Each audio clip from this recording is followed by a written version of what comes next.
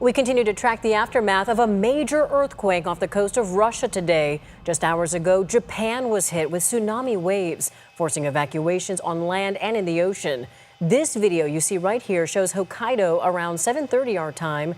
Japanese power plants, nuclear power plants along the Pacific coast have also suspended their work. So far, no abnormalities have been reported. I want to show you the view in Honolulu today in Hawaii. Lifeguards telling people to get off the beaches. Evacuations have been underway on Hawaii's coast all throughout the evening.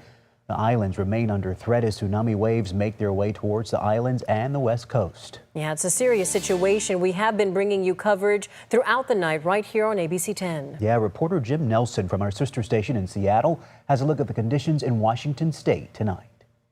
This is the type of scene up and down the coast in Washington. We are in Ocean Shores where the beach has just been closed. I spoke with the emergency management director here in Grays Harbor County in Washington, and they said their main concern is a 12 to 24 hour period of strong and abnormal currents, mostly impacting the maritime community. At this point, they're not particularly worried about any inundation or any major impacts inward. But again, because of those abnormal patterns that they'll be seeing in the water, they want people to avoid going right up to the coast, and that's why they're starting to close some of the beaches as they're doing here. There were certainly plenty of people on the beach that have been told to back off, again, because the beach is closed and because of the concerns over the water conditions.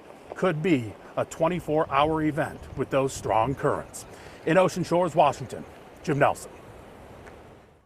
Let's bring in meteorologist Brendan Mincheff now. I know, Brendan, you've been tracking these storms all day and the possible impact it could have here on the West Coast. What's the latest update? Yeah, get us up to speed on some of the perspective of the risks and what you're seeing right now. Yeah, the tsunami waves are basically reaching the Hawaiian Islands right now. They're still about an hour or so away from the west coast of the United States. But this all started from an earthquake off the eastern coast of Russia all the way over there at about 4:15, 4:20-ish this afternoon. An 8.8 magnitude earthquake that would be tied for 6th strongest on record anywhere in the world. And it's generated a Pacific-wide tsunami threat. This is not unique to California or the Pacific Northwest or Hawaii. It's for the entire Pacific coastline across the globe, right? So again, not just for us, for a lot of folks. Japan's already seen tsunami waves. Hawaii's starting to see waves now. We've got a tsunami advisory across much of the California coastline with the exception of this stretch,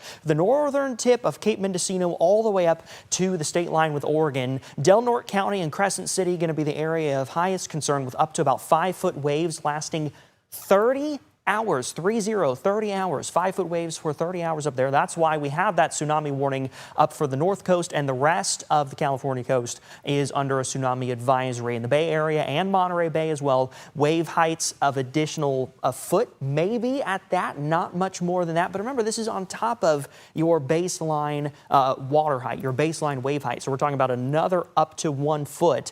And remember that high tide's coming in between about 2 and 4 o'clock this morning. So you're going to be dealing with high tide plus about another foot of water. Similar wave heights along the central coast, and then Southern California, 1 to 2 foot waves expected down there through the overnight hours. But again, primary concern is going to be up in Del Norte County. Crescent City and Fort Bragg going to see first tsunami waves around 11:50. San Francisco about 12:40. The rest of the Bay Area about 12:40 as well. Santa Barbara 12:45. The rest of Southern California going to see waves moving in from about 1 o'clock to 1:15 this morning. And again, remember, tomorrow morning I suppose, but remember, even though these wave heights don't necessarily seem overly impressive, right? This is in addition to the water that's already there. So about a foot or less for Southern California, but 5 feet of waves coming for Crescent City. Now, I do want to talk at least a little bit about the weather and not just the tsunami impacts here, but 95 degrees is what we made it to this afternoon. That's the warmest day in more than 2 weeks, but nonetheless, this is still the coolest July since 2001. 95 this afternoon, Sacramento, 97 Stockton, 96 in Modesto, near 80 in the high country. 65 right now, Sacramento, 66 in Stockton, and 72 down in Modesto. We may see some showers and maybe even a thunderstorm overnight near Tahoe. Nothing right there right now. Maybe some light showers, but hard to tell if that's showers or some radar clutter. Nonetheless, if you're up near Tahoe tonight, Don't be surprised if you get a little rain. 65 as we look at downtown right now. It's 4 degrees cooler than this time yesterday. Falling through the 50s through the overnight. Some clouds through the overnight hours as well. Cool with some Sierra showers to start Wednesday morning. Wednesday afternoon, briefly cooler. Upper 80s and low 90s as opposed to the mid 90s in the valley. So again, one day with just some slightly cooler temperatures. We're also going to see, again, some showers through the overnight for the high country, but then some pop-up showers and thunderstorms as we go into Wednesday afternoon for the Tahoe Basin.